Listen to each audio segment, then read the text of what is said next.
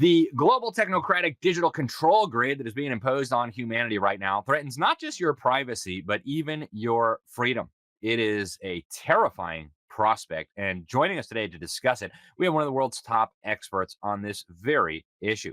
His name is Edward Hasbrouck. He came highly recommended from a mutual friend. He's, again, one of the world's top experts on the travel industry, travel privacy, surveillance, and freedom of movement. He is the winner of the Lowell Thomas Travel Journalism Award for his investigative reporting on the privacy of airline reservations. Actually, his experience includes 15 years in the airline reservations industry, and he also works as a travel journalist and consumer advocate. Since 2006, he's been a consultant to the Identity Project. You can find him at papersplease.org, focusing on freedom of movement and the rights of travelers. His website is hasbrouck.org. Edward, thank you so much for joining us. It's an honor and a pleasure to have you on. Let's start with the basics. Digital ID. We're seeing more and more of this. I mean, now you walk through the airport, you go to TSA, it says you can use your digital ID if you want to get on the airplane. What is this and why is it so concerning? Well, there are lots of reasons why it's concerning. I think the rollout that's happening and the particular sort of inflection point that we're at now is we're on the verge of seeing an attempt to finally put into effect something, the last stages of something called the Real ID Act of 2005, which was a bad idea when it was enacted 20 years ago, which faced a lot of resistance, justifiable resistance, both from the public and from the states. Hasn't really worked, but there's never been a willingness in Congress to admit failure and repeal it. And so I think a big question with the new administration is whether they're going to try and go through with it. Now, what's already been built over the last 20 years, under the aegis of the Real ID Act, there's been a lot of focus about what the cards look like and the application process. That's not what it's about. What the Real ID Act has really been about is the creation for the first time of a national ID system, a system, not a card. So we already have, and most people don't know this, an aggregated, outsourced, privatized national database run by a quasi nonprofit, but exempt from any sort of, Freedom of Information Act or sort of, government requirements for oversight or transparency or democracy organization called AMVA. We have a database that's assembled information from all the driver's licenses in the country, which can be mined by unknown parties for unknown purposes because it's privatized. What the next stage that's being taken is to try to translate this initiative into some sort of digital ID. Now, the digital ID isn't needed at all for things like where you actually are showing your ID. The point of the digital ID is that it will be used in cases where you aren't knowingly showing your ID or where you're not engaged in a face-to-face transaction. So it will be a tool that can be used to identify and track your online activities in the same way that your physical movements are already being tracked. And this has really, I think ID is really confusing to people because there's this argument about, well, why do I care if I'm showing ID? But what people don't understand is what being identified enables. If you're anonymous, then you can't really be surveilled in the same way. And how you're dealt with has to be based on, like, are you actually doing something bad? And your actions. But identifying people is the enabler both for recording the transaction, a surveillance function. And for example, the government has logs now of your airline reservations and movements, which most people don't know.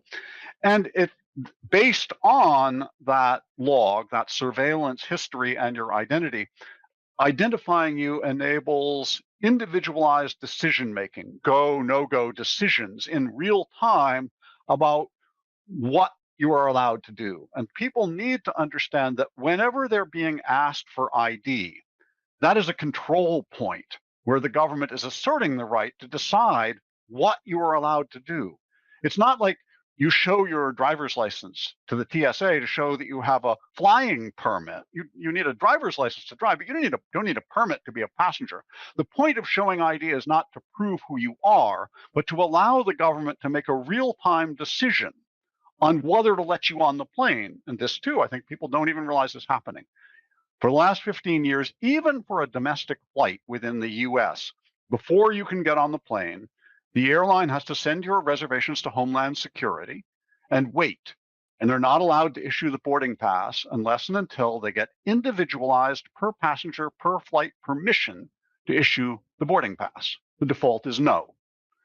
That's scary enough, but they're trying to take it steps further into the digital realm. Yeah. And I mean, there's just so much there. I want to start with this idea of, why should we be concerned about it? Because right now, I can book an airplane ticket and I get that approval that you mentioned, and I get on the airplane and nobody bothers me. I'm not a terrorist. I don't have anything to hide. Why do I care? The concern is eventually we may not have friendly people in charge, I guess you might say, or people who disagree with us on some political or religious issue or whatever, and things change. Talk about why this is so concerning, why this infrastructure even existing in the first place is such a concern. Well, I think your comment, Alex, I think it hints at a common attitude which has undermined the effort to rein it in. Now, I would always say that civil liberties and freedom should not be a partisan issue, but unfortunately, a lot of people are quite sanguine about these kinds of controls if they think that their people are in power and people like them won't be targeted. Mm. And unfortunately, what that meant is whoever has been in power wants to increase their power. But what that means is that the common sort of bipartisan consensus is in favor of more power that can be misused by whoever's in power. So we've seen this continuous trend since 9/11, almost 25 years of escalation of these kinds of controls.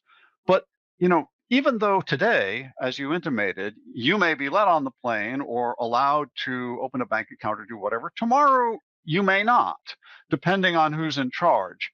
When we assess these tools, we need to assess not just do we want to put this weapon into the hands of our friends, but do we want to put this weapon into the hands of whoever is going to be in power? So, for example, what we saw, one of the areas that they're expanding this is into financial controls. And we saw, the sort of convergence of tracking of people's movements and financial controls after January 6th. There were some extraordinary investigatory tactics that were used, some of the widest use of geofence warrants to Google and Apple to cough up the names of everybody who'd had a cell phone that was in the vicinity of the Capitol. But also, it came out through a report from the subcommittee on the weaponization of the federal government this fall that there had been efforts made to get through the financial institutions to prompt them to log and hand over everybody who made a purchase or used their credit card at any of the Washington area airports. Now, this could have been somebody who wasn't even going to Washington, but was just changing planes in Dulles between, somewhere else and somewhere else, and had lunch at the airport on their credit card or bought a cup of coffee. They were now coughed up in this database of credit cards that have been used on January 6th in the vicinity of Washington. And that was then fed back in to the investigatory process. And so that's the kind of, you can't anticipate how this is going to be used against you in the future. It's a potential tool to be used against any of us. We're all we're all suspected terrorists in the eyes of these algorithms until proven innocent. And that's why I think we need to push back at all levels. Starting from the foundation, which is should be required to identify yourself for things that shouldn't require government permission, right? If it's not something that requires government permission, why should we have to identify yourself? Why should it go into our permanent file with the government? Yeah. We've only got a few minutes left in this segment, Edward. So when we get back on the other side, I want to talk about how the digital ID fits in with the broader system that's being built here, including the digital currencies, the digital public infrastructure, the smart cities, all the rest of that stuff. And I know this is a very difficult question because it's always hard to understand somebody's motivations. I recognize that's not an easy thing to understand. But the people who are behind this, yeah, I've seen Bill Gates is, of course, a big promoter of this. We've seen the Rockefellers, we've seen the UN, a lot of these players, and of course the U.S. government, people in both parties. Do you think overall these are just well-intentioned people who just want to keep us safe and maybe don't think of freedom and privacy in the same way we do? Or do you suspect there may be a more nefarious motive with at least some of them? I'm not a mind reader, so I hesitate to say that. I think we have to judge by the actions. I think trying to, ferret out, what the motives are, I think it's probably a mix. Certainly, a lot of the people who've built some of, these systems believed in them, but there have been lots of authoritarians around the world over history who believed in the legitimacy of what they're doing. I think it is, and we need again to push back very directly and very fundamentally against the idea that it's okay to put arbitrary power into the hands of anybody just because they're well intentioned, right? Good intentions Mhm. are not enough. We need structural, and this is, what the constitutional foundations of rights were supposed to be about, structural constraints on the acquisition of government power, because the founders recognized that power was inherently prone to abuse even by the most well intentioned. Yeah, absolutely. And then that old cliche about the road to hell being paved with good intentions would certainly apply here. We're going to go to break in just a moment. We're going to come back right after that and continue this discussion. Ladies and gentlemen, the digital ID is just one part of this system.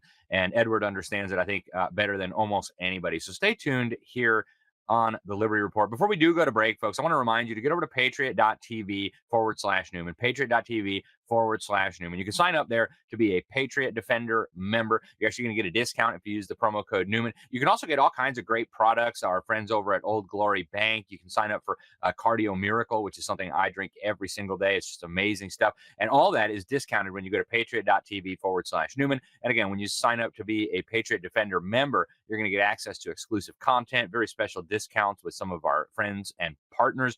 So get over there and do that while we're on break. And we're going to be right back on the other side of this break with more from Edward Hasbrouck on the digital control grid that is being built right now, not just in the United States, but around the world. So stay tuned. We're going to be right back here on the Liberty Report.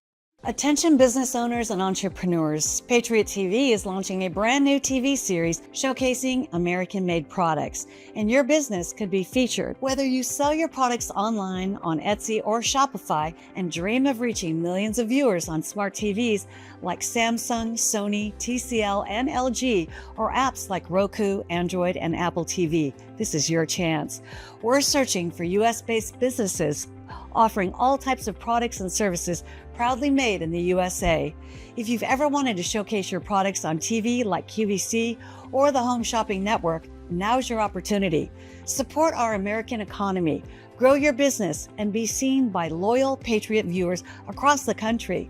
Know someone with a business or have a business yourself? Don't miss out. Contact us at supportingpatriots.com today. Be a guest on this new exciting TV series. Let's put your American-made products in the spotlight. I couldn't give anything a higher endorsement. I would be remiss had I not include Cardio Miracle on my very short list of secrets. It's the real deal. It's a real product. It's not another supplement. I'm operating about 6 to 8 hours, and I've noticed that being on this Cardio Miracle has made a huge difference. Since I started taking Cardio Miracle about 8 months into it, the benefits have been fantastic. If I get hungry, then I just have a Cardio Miracle. Not only is it safe, but it's necessary to take Cardio Miracle to stay well. This let me sleep. It's showing up more energy, more get up and go. And it's all because of what this company does. For me as a doctor, Cardio Miracle is a staple. Cardio Miracle to me is hope in a glass. To try Cardio Miracle for yourself and get a special fan discount, go to the host page right now and click the link for Cardio Miracle.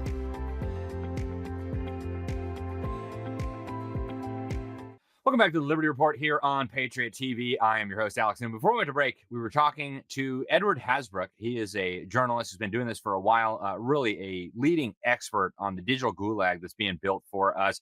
Edward, I want to start with the central bank digital currencies and digital currencies more broadly. How do these fit into the picture of what is being built for us? Well, I think the picture is, and this is the vision we were talking in the previous segment about the digital ID, and there's a proposal out now to adopt as part of the Real ID rulemaking regulatory process a national standard, which the U.S. is pushing as an international standard for a digital ID. And the goal is to essentially make online transactions, and in particular financial transactions, trackable. So that, and I think, without wanting to demonize any one country, I think the sort of paradigm of where, the worst case scenario today of where this leads is the kind of situation we have today in China, where, it is virtually a cashless society. Mobile phone payments are the norm for everything, but you can't get a mobile phone without registering it with your national ID. So everything you pay for something for, 50 cents from a street vendor, that's going into your permanent file with the government that impacts your social credit score. And you'd like to think that we're not there yet today, but I have to say I've been at, for example, International Civil Aviation Organization, international symposia, where the people from U.S. Homeland Security are getting buddy-buddy with the people from the Chinese Public Security Bureau, because each of them wants to surveil and control their own citizens and their own territory. So I think the concern would be that regardless of what mode of payment you use, if getting online or engaging in digital transactions requires some sort of government digital ID, that you're in effect giving the government the power both to control and to surveil even your most mundane financial transactions. There are real important values in preserving either cash or some similarly anonymous cash alternative. That's pretty scary. And you mentioned China. I have argued for well over a decade that communist China is kind of at once one of the engines driving this, and I recognize Washington, D.C. has played a big part, and also kind of a model that a lot of these people have in mind when they think of where they want to go with this. And the social credit score system, which I think you alluded to at least, really strikes me as concerning. I did my first article on that in 2015, and right away, the potential for mischief was very obvious. And now we see things like the IMF and Google kind of floating proposals to do this kind of thing. Do you think Americans are at risk of getting caught up in some sort of, maybe they'll call it something different, but a social credit score style system where you'd get privileges and permissions based on, I don't know, how loyal you were to the regime, for example?